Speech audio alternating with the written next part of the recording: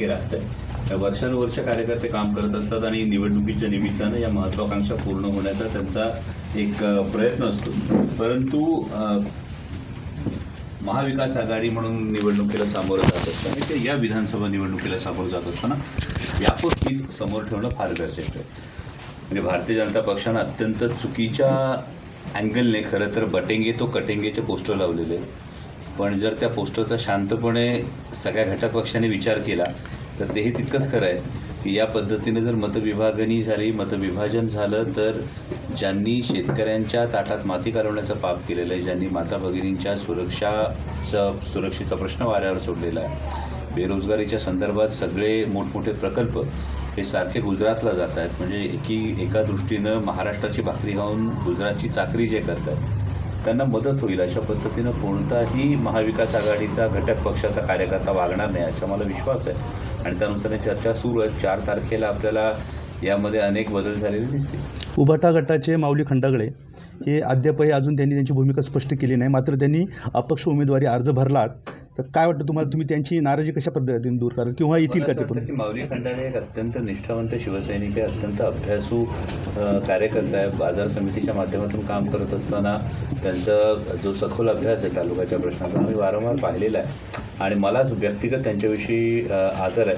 आणि शिवसेनेचा आणि मातोश्रीचा आदेश हा ते 100% पाळतील असा मला विश्वास आहे. बाळासाहेब दांगट हे सर्वसामान्यांच्या व्यासपीठावर दिसले होते, त्यांच्याविषयी काय सांगा? ते मला वाटतं की या सगळ्या ज्या सुरुवातीच्या काळात ते होतं की मी जसं म्हणालो प्रत्येक पक्षाच्या कार्यकर्त्यांची इच्छा असणं, अपेक्षा असणं हे स्वाभाविक आहे. पण मातोश्रीकडून किंवा शिवसेनेचे संपर्क प्रमुख सचिन भाऊ आहेत यांच्याशी माझं सातत्यानं बोलणं सुरू आहे. आणि जिथे जिथे शिरूर लोकसभा मतदारसंघामध्ये, पुणे जिल्ह्यामध्ये जिथे जिथे या अडचणीचे विषय असतील ते सोडवण्याच्या दृष्टीनं आम्ही सकारात्मक पावलं टाकतो. सत्यशील दादा, नारायणगावचे उपसरपंच बाबू पाटे हे तुमचे अत्यंत जवळचे मित्र आहेत. तर त्यांची काय भूमिका, त्यांची तुम्हाला साथ लाभणार का कसं? नक्कीच गेले अनेक दिवसापासून ते माझे मित्र आहेत. राजकीय जरी विषय बाजूला असला तरी एक मित्रत्वाच्या नात्याने मला असं वाटतं की ते लवकरच मला मदत करतील. गणेश खवडेंचं काय? ते आपल्या जवळचे मित्र. एक 4 तारखेपर्यंत सगळ्यांनी थांबा, सगळं चित्र स्पष्ट होईल. खदार साहेब, सांगली पॅटर्न चर्चेत होता, तसा जुन्नर तालुक्यातही असा काही पॅटर्न होईल अशी चर्चा आहे, काय सांगा? कसं होतं आहे की सांगली पॅटर्न लोकसभेच्या निवडणुकीचा एकूण मूड वेगळा होता. लोकसभेच्या निवडणुकीची एकूण परिस्थिती सांगलीमधला जर सांगली पॅटर्न जर आपण बारकाईने बघितलं तरी तो बारकाईने पाहिलेला आहे. आणि केवळ अपक्ष निवडून येणं म्हणजे सांगली पॅटर्न असं जर कोण म्हणत असेल तर त्यामध्ये फार मोठं अंतर आहे या 2 गोष्टींमध्ये. त्यामुळे सरसकट असा बिरुदावली आपल्याला लावता येणार नाही. मुळात महाविकास आघाडीच्या पाठीमागे आदरणीय शरदचंद्रजी पवारसाहेब असतील, माननीय उद्धवसाहेब ठाकरे असतील, यांच्या पाठीमागं फार मोठ्या प्रमाणावर जनता आहे. सर्वसामान्य शेतकरी असेल, सर्वसामान्य तरुण असेल, हा प्रत्येकजण हा महाविकास आघाडीच्या पाठीमागे उभे. त्यामुळे मला असं वाटत नाही की या पद्धतीचा कुठला पॅटर्न केवळ जुन्नर तालुक्यातच नाही तर अनेक ठिकाणी जरी दावा केला जात असला तरी हा पॅटर्न वर्क होत नाही. कारण हा पॅटर्नचा जे दावा करत असतील त्यांनी जर डेटा बारकाईने बघितला तर त्यांना सुद्धा याची कल्पना आलेली असते. खासदार साहेब, गेले 2 दिवस झाले निवडणूक निर्णय प्रक्रियेमध्ये तुम्ही म्हणजे तुमचा मोठा वाटा आहे किंवा कुणाला तिकीट द्यायचं त्याच्यामध्ये सुद्धा तुम्ही निर्णय प्रक्रियेत आहात. शिरूर लोकसभा मतदारसंघामध्ये याच्यामध्ये तुम्हाला वाईटपणा निश्चित घ्यायला लागला आहे, त्याबद्दल काय सांगा? कसं असतं, जेव्हा तुम्ही निर्णय प्रक्रियेत असता तेव्हा you cannot please all the people all the time. तुम्ही सगळ्यांना कायम खुश ठेवू शकत नाही. तुम्हाला कुठेतरी निर्णय घ्यावा लागतो आणि निर्णय घेत असताना आदरणीय पवारसाहेबांचं हेच कायम मार्गदर्शन आहे की निर्णय घेत असताना कधीकधी एखादा निर्णय त्यावेळी अप्रिय वाटत असतो, पण तो व्यापक हिताच्या दृष्टीने जर निर्णय घेतला गेला तर तो पुढे जाऊन निर्णय योग्य होता हे लोकांच्या जेव्हा लक्षात येतं तेव्हा ही आपलीच माणसं असतात. त्यामुळे वाईटपणा जरी म्हटलं, नाराजी जरी म्हटलं, ते आपलीच माणसं असतात. आपलीच माणसं नंतर जवळ घेतात आणि सांगतात ठीक आहे त्यावेळी परिस्थिती वेगळी होती, आता बदल. 6पैकी 6 सीट शिरूर लोकसभेमध्ये 6 पैकी 6 सीट नक्की कळलं. खासदार साहेब, तुमच्या सभेमध्ये आपण म्हटलं होतं की आता किरण प्रश्न विचारला मानाचं पान, आणि आता माऊली शेठ असतील किंवा आशाताई असतील असे जे लोक उभे राहिले किंवा माऊली शेठ उभे राहिले, तर त्या संदर्भात काय सांगतात? यामध्ये मानाचं पान ही जी संकल्पना याच्याविषयीची माझी भूमिका ही कायम तशीच आहे. कारण शिवसेनेने खूप चांगलं काम लोकसभा निवडणुकीला संपूर्ण 6 विधानसभा मतदारसंघांमध्ये शिवसेनेनं फार चांगलं काम केलं. हडपसरला फार चांगलं काम केलं. भोसरीची तर संपूर्ण निवडणूक ही शिवसैनिकांनी खांद्यावर घेतली होती. खेड आळंदी असेल, आंबेगाव असेल, जुन्नर असेल, सगळीकडेच काम केलं. शिरूर हवेली असेल. मग या ठिकाणी उद्या सत्ता आल्यानंतर अनेक गोष्टी आहेत, पुढच्या अनेक निवडणुका आहेत. या सगळ्या निवडणुकांमध्ये विश्वासात घेणं ही फार महत्त्वाची गोष्ट आहे आणि तसं नक्कीच घटक पक्षांना विश्वासात घेऊनच या पुढच्या सगळ्या निवडणुका या नक्की लढवल्या जातील आणि त्यामुळे सर्वसामान्य शिवसैनिकांच्या ज्या अपेक्षा आहेत, म्हणजे मी जेव्हा जिथे जागा शिवसेनेला सुटली नाही तिथली ही गोष्ट आहे. खेड आळंदीमध्ये हीच गोष्ट राष्ट्रवादी काँग्रेस, शरदचंद्र पवार पक्ष असेल आणि काँग्रेस असेल यांच्यासाठी आम्हालाही करावी लागेल. तर या गोष्टी केल्या जातील. सचिन, आता पवारसाहेब आणि खासदार साहेब स्वतः यांचा करिश्मा आपल्या सर्व भागात आहे किंवा पवारसाहेबांना मानणारा वर्ग आहे, त्याचा कितपत आपल्याला फायदा होईल? उमेदवारच खरं तर पवार साहेब आहे. सत्यशील शेरकर उमेदवारच नाही आहे. सतीश दादा, साहेबांची सभा कधी होईल? खासदार साहेब ठरवतील. सतीश दादा, माजी आमदार बाळासाहेब दांगटांनी एक विधान केलं होतं की सत्यशीलरावांनी कारखाना सांभाळावा, त्यांनी आमदारकीच्या नादी लागू नये. या विधानाबाबत काय सांगा? महाराष्ट्रातलं जर बघितलं तर फक्त विघ्नर कारखान्याचे चेअरमन असं आहे की ते आमदार नाही आहेत, बाकी सगळे आमदार आहेत. खासदार साहेब, गेले 2-3 दिवस झाले जुन्नर तालुक्यामध्ये डमी उमेदवारावरून मोठा गदारोळ माजलेला आहे. तुम्ही या एकूण प्रकरणाकडे कसं पाहता? नाही, खरं तर व्यक्तिगत म्हणाल तर डमी उमेदवार हा जो प्रकार असतो हा दुर्दैवी प्रकार आहे आणि ज्या पद्धतीनं जुन्नर तालुक्यामध्ये जी डमी उमेदवाराची जी एकूण परिस्थिती जर बघितली तर ही परिस्थिती एक खूप फेअर इलेक्शन आणि फेअर ग्राउंड अशी केली गेलेली नाही आहे. त्यामुळे ज्यांनी फेअर इलेक्शनचं ग्राउंड कमी केलं त्यांच्याविषयी एक नाराजी, त्यांच्याविषयीचा एक रोष. कारण आपल्याकडे एक खूप साधी सरळ संस्कृती आहे की सरळ सरळ दलकारांसमोरासमोर लढा ना. पण या पद्धतीचं होत असेल तर लोकांमध्ये एक नाराजी असते. परंतु दुसरी बाजू हीच आहे की जसं आपण म्हणतो everything is fair in love and war, तर त्या पद्धतीनं हाही डावपेच काही जणांनी खेळलेला आहे आणि ज्यांनी हा डावपेच खेळलेला आहे त्यांना जनता काय कौल देते हे या समोरच्या येणाऱ्या काळात दिसेल. खासदार साहेब, आदिवासी नेते देवराम लांडे हे आपल्या संपर्कात होते. शरद पवार साहेबांना ते भेटून गेलेत. आता त्यांनी उमेदवारी अर्ज भरला आहे. काय वाटतं तुम्हाला, ते माघार घेतील किंवा तुम्हाला सपोर्ट करतील असं वाटतं? हे पुन्हा तोच विषय. देवराम लांडे एक अत्यंत धडाडीचं झुंजार नेतृत्व आहे आदिवासी समाजातलं आणि आदिवासी समाजासाठी आदरणीय पवार साहेबांनी काय काय केलं आहे याची त्यांनासुद्धा भरपूर व्यवस्थित जाण असेल. म्हणजे आदिवासींसाठी स्वतंत्र बजेटची तरतूद असणं असेल, तर बजेटमधल्या 9% निधी हा आदिवासी समाजासाठी राखीव ठेवणं असेल. आणि असं असताना दुसरीकडे मात्र भारतीय जनता पक्षाच्या माध्यमातून आदिवासी समाजावर, म्हणजे जे आदिवासी समाजाला आदिवासी म्हणायला सुद्धा तयार नाहीत, ते वनवासी म्हणतात. मग वनहक्कासारखे कायदे आणून त्यांना विस्थापित करण्याचे जे प्रयत्न करतात, या सगळ्या गोष्टींना आपला हातभार लागेल का प्रत्यक्ष अप्रत्यक्ष, याचा देवराम शेट्टी नक्की विचार करावा आणि त्यांनी महाविकास आघाडीच्या बाजूने ठामपणे उभं राहावं. या आदिवासी समाजानं पवार साहेबांची कायम साथ केलेली. सतीशला एक प्रश्न विचारतो की आता एकूण मतदारांचा कल, त्यातल्या शिरूर लोकसभा मतदारसंघात पाहता लोकसभेप्रमाणेच मतदारांचा कौल पॉझिटिव्ह दिसतोय. तुमचा विजय दृष्टिक्षेपात आहे. मग विजय झाल्यानंतर तालुक्यातले प्रमुख 3 प्रश्न कोणते तुम्ही हातात घेणार का जे सर्वसामान्याच्या हिताचे आहेत? सगळ्यात महत्त्वाचं म्हणजे का आज जर बघितलं तर तरुणांना नोकरी नाही आहे. म्हणजे आपल्या तालुक्यात फार मोठ्या प्रमाणात तरुण बेरोजगार आहेत. तर ती संधी कुठंतरी उपलब्ध करून देणं गरजेचं आहे. दुसरा भाग असा का आता शेतकरी जर बघितलं तर आपल्या जवळ मुंबई असेल, पुणे असेल, नाशिक आणि नगर हे चारही बाजूला मोठे शहर आहेत आणि शेतीला जर बघितलं तर शेतीला आज शेतकऱ्यांची फार मोठी दयनीय अवस्था आहे. कुठली इंडस्ट्री नाही. मग शेतीला पूरक काही ना काहीतरी आपल्याला इंडस्ट्री त्या ठिकाणी उभी करणं गरजेचं आहे. आणि तिसरा भाग म्हणजे का सगळ्यात महत्त्वाचं का पाण्याचा मोठा प्रश्न आपल्या काही भागांमध्ये आहे की आजही त्या ठिकाणी आपल्या भगिनीला पाण्यासाठी वणवण करायला लागते. ते आणि असे प्रश्न अनेक आहेत. त्या शेतीचा जो पाण्याचा प्रश्न आहे, आता अशी एक चर्चा आहे, देवदत्त निकम झालं, तुम्ही झालं, आमदार झाले, निवडून आले, तुमच्याच विचाराचे रोहित पवार तिकडे निवडून आले. त्यांचा पहिला प्रोजेक्ट आहे की डिंभ्याचं पाणी माणिकडोमध्ये न्यायचं. हा त्यांच्या डोक्यातली कल्पना आहे ती. मग थोडासा त्याच्यावर वादविवाद झाला. तर तुमची भूमिका, समजा रोहित पवारांनी जो निर्णय घेतला तर तुमची भूमिका काय राहील त्यावेळेला? तर त्यावेळेला खासदार साहेब काय निर्णय घेतील त्याच्यावर तुम्ही तुझा निर्णय घेतला पाहिजे ना. खासदार तर साहेब- यामध्ये फार महत्त्वाची गोष्ट आपण लक्षात घ्यायची म्हणजे की पवार साहेबांनी याविषयीची भूमिका स्पष्ट केलेली आहे आणि वारंवार डिंब्याचं पाणी आणि हा जो बोगद्याचा जो विषय आहे मग या संदर्भात स्थगिती आली का? 1.5 वर्ष ज्यांनी भूमिका बदलली, या 1.5 वर्षात नेमकी काय गोष्ट आहे त्याची श्वेतपत्रिका समोर ठेवली का? जर याची श्वेतपत्रिका समोर ठेवली नाही तर हा नक्की प्रोजेक्ट आहे, हा बागुलबुवा केलेला आहे. सर्व झालेलं आहे त्याचा.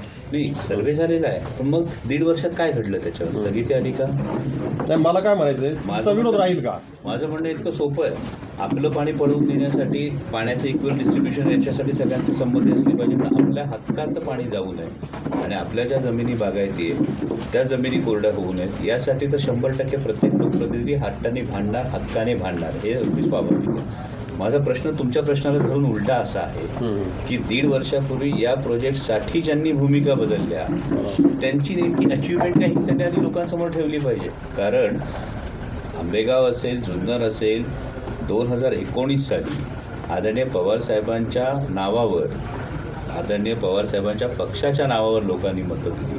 हे एवढं मोठं स्थित्यंतर करत असताना काही कारणं जी देण्यात आली तर त्याची नेमकी परिस्थिती काही सुद्धा त्यांनी लोकांसमोर सांगून मग सामोरं जावं निवडणुकीला, इतकी साधी अपेक्षा होती. तरी पण तुम्ही जो विषय आहे ना आता कालव्याचा, समजा तुमचा विरोध राहील का? हा विषय विरोध राहील किंवा न राहील असं? आपलं पाणी आपलं पळवलेलं हक्काचं पाणी राहिलं पाहिजे एवढीच आमची भूमिका आहे. नाही नाही, तो जर कालवा झाला ना, हा जो भाग आहे बेल्ट गुंजावाडीपर्यंत म्हणजे 55 किलोमीटर, आता पाण्याचं पर्क्युलेशन पूर्वीची परिस्थिती काय आहे तुम्हाला माहिती, तुम्ही इथले जात, तो जर बंद झाला किंवा त्याचं पाणी कमी सुटलं आवर्तना पुरतं तर संपूर्ण विहिरी कोरड्या पडणार आहे. ही समस्या मोठी आहे.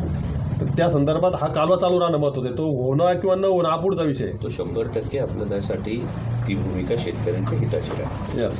सत्यशील दादा, बिबट्याचा प्रश्न तालुक्यात खूप मोठ्या प्रमाणावर या ठिकाणी उपस्थित होत आहे. काही जणांना बिबट सफारी करायची आहे, काही जणांना बिबटची हद्दपारी करायची आहे. आपली नेमकी भूमिका काय आहे? तो त्याच्यामध्ये फार खूप मोठमोठे विषय, वेगळे विषय आहेत. ते सगळे वेगळे विषय एकत्रित करून त्याच्यातून आपल्याला मार्ग काढावा लागेल.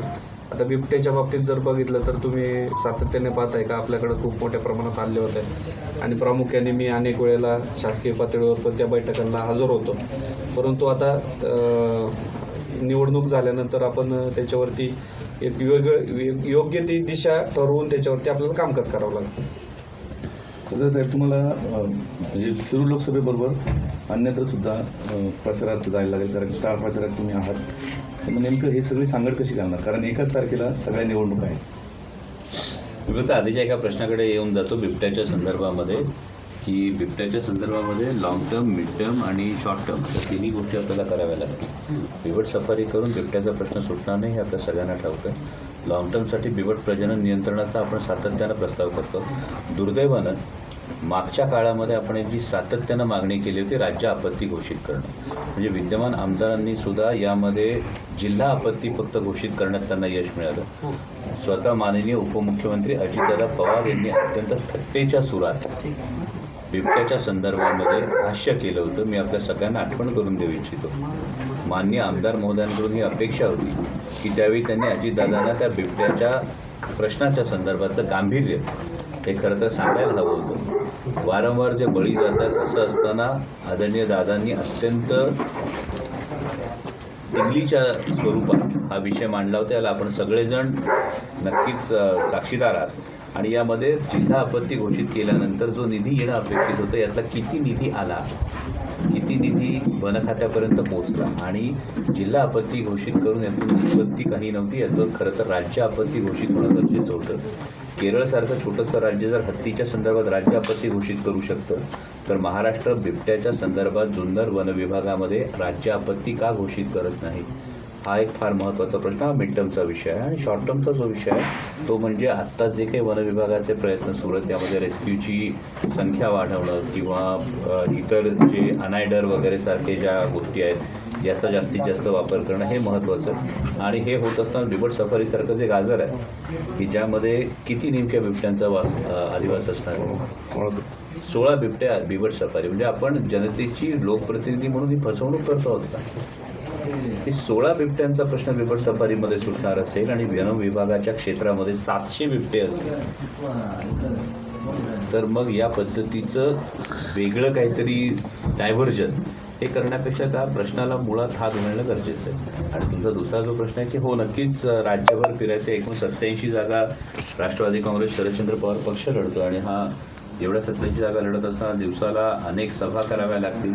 त्यातून जास्तीत जास्त वेळ हा शिरूर लोकसभा मतदारसंघाला देण्याचा माझा प्रयत्न असेल. पण माझा शिरूर लोकसभा मतदारसंघातल्या मायबाप जनतेवर विश्वास आहे.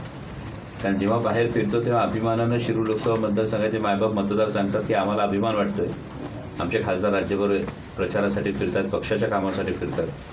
आणि त्या पद्धतीनं शिरूर लोकसभा मतदारसंघातील मायबाप जनता नक्कीच ही बाजू सांभाळून घेईल आणि बालेकिल्ला ते मजबूत ठेवतील अशी अपेक्षा आहे. सत्यशील दादा, आता निवडणुकीच्या माध्यमातून आम्ही जनमानसातून ज्या प्रतिक्रिया घेतोय त्याच्यामध्ये काही लोक म्हणतात की दादांनी थोडासा अगोदर प्रवेश करायला पाहिजे होता शरद पवार गटामध्ये, याकडे कसं पाहता? हे सगळ्यात महत्त्वाचं का प्रवेश अगोदर करायला पाहिजे होता की नंतर करायला पाहिजे होता यापेक्षा सगळ्यांना बरोबर घेऊन पक्षात बरोबर जाणं आणि त्यांचा आदेश पाळणं हे महत्त्वाचं होतं. खासदार साहेब, एक प्रश्न आहे. दुर्गम भागातलं कोपरेमाळी हे गाव आपण दत्तक घेतले, पण त्या ठिकाणचा पाण्याचा प्रश्न आधीच सुटलेला नाही. ते लोकांचं म्हणणं असं आहे का खासदार झाल्यावर साहेब एकदा सुद्धा इकडे दौऱ्यात आलेले नाहीत, हा प्रश्न कधी सुटलेला पाणी? याच्यामध्ये आमचे 2-3 दौरे झालेले आहेत. यामध्ये आपण जर फाईल बघितली असेल पाण्याची तर या संदर्भातल्या 3 बैठका या जयंत पाटील साहेब जलसंपदा मंत्री असताना झालेल्या आहेत. त्यानंतर तिथल्या ज्या बंधारे आहेत ते 3 बंधारे जे करायचे या बंधाऱ्यांचा निकष बदलण्यासाठी म्हणजे मी तत्कालीन पालकमंत्री आणि आत्ताचे पालकमंत्री यांना किमान आत्तापर्यंत 8 ते 10 पत्र पाठवलेली आहेत की आपला उतार आहे, उतार असल्यामुळे पाणी जेवढं साठतं आणि त्यासाठी खर्च जेवढा येतो याचा निकष बदलावा लागतो. आणि हा निकष बदलण्यासाठी अर्थ मंत्रालयाकडे खरं तर फाईल आहे, परंतु अर्थमंत्री ही फाईल मूव्ह करत नाही. दुसरी जर्मन प्री फॅब्रिकेटेड टँक हे 3 टँक मंजूर आहेत. हे 3 टँक मंजूर असताना तिथली जी जागा आहे त्या जागेचं हस्तांतरण करण्यासाठी हा महसूल विभागाकडे प्रश्न आहे. तुम्ही माझ्या ऑफिसला मी तुम्हाला हवं तर सगळे पत्रव्यवहार द्यायला सांगतो, पण कामच करू द्यायचं नाही असं जर सरकारने ठरवलं हे जागेचं हस्तांतरण करण्यासाठी प्री फॅब्रिकेटेड टँकचा निधी मंजूर आहे, पण ती जागा जी आहे आदिवासी समाजाची जी जागा आहे त्याच्या हस्तांतरणासाठी महसूल विभागाची जी स्पेशल परवानगी लागते ती परवानगी दिली जात नाही.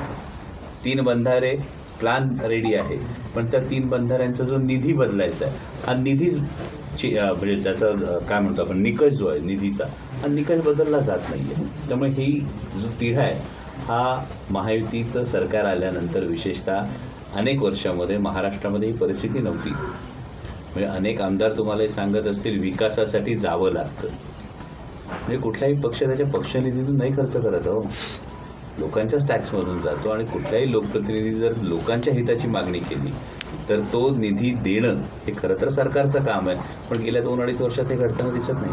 त्या लोकांचं पाणी सोडून आपली भूमिका काय नाही सांगितलं ना सरकार बदलू द्या. खासदार साहेब ते म्हणणं बरोबरच होतं, पण त्यांचं म्हणणं काय आहे का खासदार झाल्यापासून एकदा आले नाही बुवा किंवा येतच नाही आणि ही अख्ख्या मतदारसंघात ओरड आहे तुमच्याबद्दल. खासदार साहेब तुम्हाला डायरेक्ट लोक बोलतील नाही बोलतील, तुम्ही राज्याचे नेते आहात या सगळ्या गोष्टी बरोबर आहे, परंतु होती काय गंमत खासदार साहेब का तुम्ही नका लोकांच्या सुखदुःखात सहभागी हो, पण जे सार्वजनिक कार्यक्रम आहेत पक्षाचे, कोणत्या लग्नाला येऊ नका, अंत्योदयाला येऊ नका, दसऱ्याला, पण जे सार्वजनिक कार्यक्रम आहेत पक्षाचे म्हणा किंवा असे वेगवेगळे तिथे तुमची उपस्थिती नसते अशी लोकांमध्ये चर्चा आहे. कसंही घडवून आणणारी जी चर्चा असते तुम्ही तुमच्या डोळ्यांनी बघणार. आता आम्ही शेडबाबांच्या याला होतो 27 मेला, तिथे तुम्ही नव्हते. ऐका, आता शेठबाबांचं जेव्हा हे येतो त्यावेळी अधिवेशन सुरू असतं. म्हणजे सत्यशील दादांना माहिती आहे की त्यावेळी अधिवेशन आहे, संसदेचं अधिवेशन आहे. संसदेचं अधिवेशन वीकेंड वगैरे असेल त्यावेळी मला डेफिनेटली येता येतं. संसदेचं अधिवेशन सोडून येता येत नाही आणि त्यामुळे जिथे जिथे पक्षाचे कार्यक्रम असतील त्या ठिकाणी तुम्हाला प्रत्येक ठिकाणी मी दिसतोय. त्यामुळे हा जो काही लोकसभेच्या वेळी एक फॉल्स नॅरेटिव्ह करण्यात आला, हा फॉल्स नॅरेटिव्ह जो आहे तुम्ही स्वतः बघता. आता परवाच्या बैठकीला सुद्धा मी आहे, त्याच्या आधीच्या बैठकीला सुद्धा मी आहे. त्यामुळे हे जे सार्वजनिक कार्यक्रम आणि पक्षाचे जे कार्यक्रम आहेत याला सातत्यानं तुम्हाला मी दिसतोय. आणि हे दिसत असताना तुम्हाला मी जेवढा जुन्नरमध्ये दिसतोय, तेवढाच आंबेगावमध्ये दिसतोय, तेवढाच खेडमधल्या कार्यक्रमांना दिसतोय. आधीची संपूर्ण शिवस्वराज्य यात्रा तुम्ही मला एक सांगा, आधीच्या तुमचा कुठला लोकप्रतिनिधी 7,500 किलोमीटर फिरून 67 विधानसभा मतदारसंघ कव्हर करून तो त्याच वेळी दुसरीकडे असू शकतो का हो? आपण आपल्याला समोर ही परिस्थिती आहे. की गेले 2 महिने जवळपास आम्ही 7,500 किलोमीटर फिरलोय. आम्ही 67 विधानसभा मतदारसंघांमधून जाऊन आलोय. आणि मग हा पक्षाचा कार्यक्रम नाही का?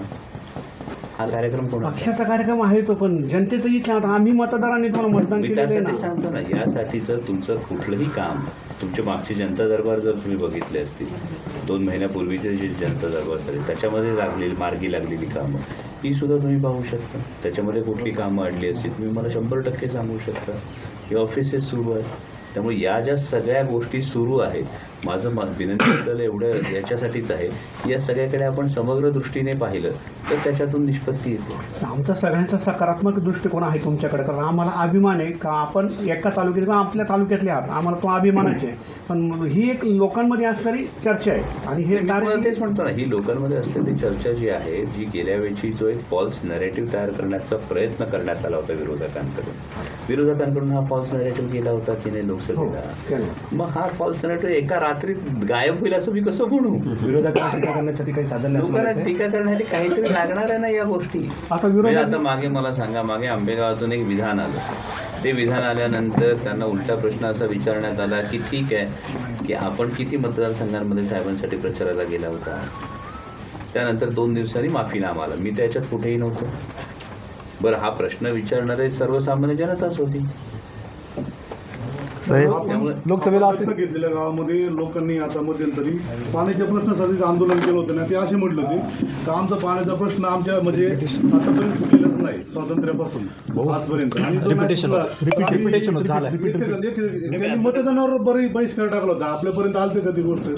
आम्ही मतदानच करणार नाही, हा बहिष्कार टाकला. लोकांनी आंदोलन केलं तर आपल्यापर्यंत संबंध होतं कसं? आपल्यापर्यंतची मतदानाची आकडेवारी आली का? नाही ते लोक